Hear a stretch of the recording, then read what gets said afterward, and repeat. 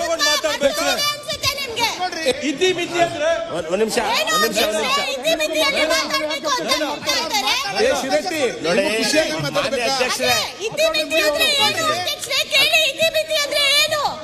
ಏನು ಇತಿಮಿತಿ ಅಂದ್ರೆ ಏನು? ಅವ್ರು ಯಾರು ನಮಗೆ ಹೇಳಲಿಕ್ಕೆ ಇತಿಮಿತಿ ಅಂತ? ಹೇಳಿಸ್ಕೊಂಡ್ ಭಾಷಣ ಮಾಡ್ಬೇಕು. ಅವ್ರಿಗೆ ತಿಳಿದವ್ರು ಭಾಷಣ ಮಾಡ್ತಾರೆ, ಆಮೇಲೆ ನಿಮ್ಮಲ್ಲಿ ನಾನು ಮಾತಾಡಿ ಮಧ್ಯ ಡಿಫ್ರೆನ್ಸ್ ಕೊಡ್ತೀವಿ. ಮಾತಾಡಿ ಎಮ್ಎಲ್ಎಗಳಿಗೆಲ್ಲ ಹೇಳ್ಬೇಕು ನೀವು. ನಾವು ಮಾತಾಡ್ಲಿಲ್ಲ ನೋಡಿ.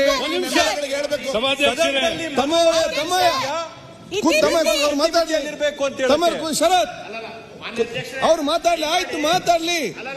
ಇಕ್ಬಾಲ್ ಆಯ್ತು, ಅವ್ರು ಮಾತಾಡ್ತಾ ಇದ್ರು, ಅವ್ರು ಉತ್ತರ ಕೊಡ್ತಾರೆ. ನೀವು ಕೂತ್ಕೊಳ್ಳಿ, ತಮ್ಮ ಕೂತ್ಕೊಳ್ಳಿ. ಇಕ್ಬಾಲ್ ಅವರು ನಾಯನಾರ್ ಅವರು ಅದಕ್ಕೆ ಉತ್ತರ ಕೊಡ್ತಾರೆ. ನಾನ್ ನಿಮ್ಗೆ ಹೇಳ್ದಿಷ್ಟೇ ನೋಡಿ, ನೀವು ಮಾತಾಡುವಾಗ ನಿಮ್ಗೆ ಅಲ್ಲಿಂದ ಯಾರು ಅಡ್ಡಪಡಿಸಬಾರ್ದು ನಿಮ್ಗೆ ಭಾವನೆ ಇದೆ, ಹೌದಾ? ಆವಾಗ ನೀವೇನು ಹೇಳ್ತೀರಿ? ನಮ್ಗೆ ಮಾತಾಡ್ಲಿಕ್ಕಿಲ್ವಾ ಅವಕಾಶ, ನೀವೇ ಅಡ್ಡಿಪಡಿಸಿ ಅಂತೇಳಿ. ಈಗ ಅವರು ರಾಜ್ಯಪಾಲರಿಗೆ ಬಂದು ಅನುಮೋದಿಸಿ ಅವ್ರು ಮಾತಾಡುವಾಗ ಏನ್ ಬೇಕಾದ್ರೂ ಮಾತಾಡ್ಲಿ, ತಾವು ಏನು ಅಲ್ಲ. ಒಂದ್ ನಿಮಿಷ ಆಯ್ತು, ನೀವು ಅದಕ್ಕೆ ಮತ್ತೆ ನಿಮ್ಗೆ ಮಾತಾಡ್ಲಿಕ್ಕೆ ಅವಕಾಶ ಇದೆ. ಆ ಪಾಯಿಂಟ್ ಅನ್ನೆಲ್ಲ ನೋಟ್ ಮಾಡಿ, ಆವಾಗ ನಿಮ್ಗೆ ಅದಕ್ಕೆ ಇವರು ಹೀಗೆ ಹೇಳಿದ್ರು ಹೀಗೆ ಅಂತ ಕ್ಲಾರಿಟಿ ಕೊಡಿ. ಅವ್ರು ಮಾತಾಡಬಾರ್ದು ಅಂತ ಹೇಳಿದೆ.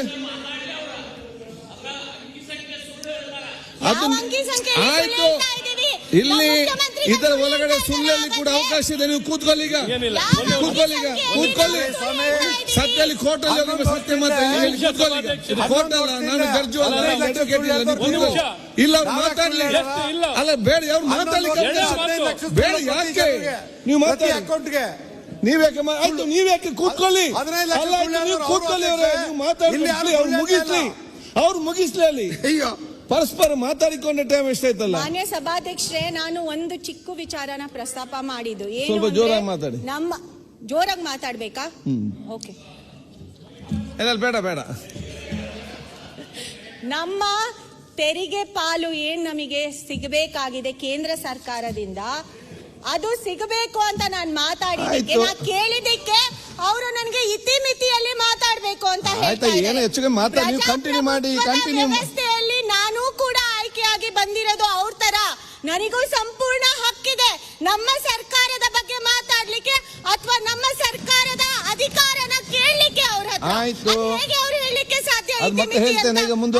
ಅವ್ರು ವಾಪಸ್ ತಗೊಳ್ಲಿಕ್ಕೆ ಹೇಳಿ. ಅವ್ರ ಕ್ಷಮೆ ಅಲ್ಲ, ವಾಪಸ್ ನಾನು ತಗೊಳ್ಬೇಕು. ನೀವು ಮುಂದುವರಿಸಿ. ಸಭಾಧ್ಯಕ್ಷರೇ, ಅತಿ ಹೆಚ್ಚಿನ ಅಡಚಣೆ ಮಾಡುವಂತ ಯಾವ್ದಾರು ಒಬ್ಬ ಸದಸ್ಯರು ಆಯ್ತು. ಈಗ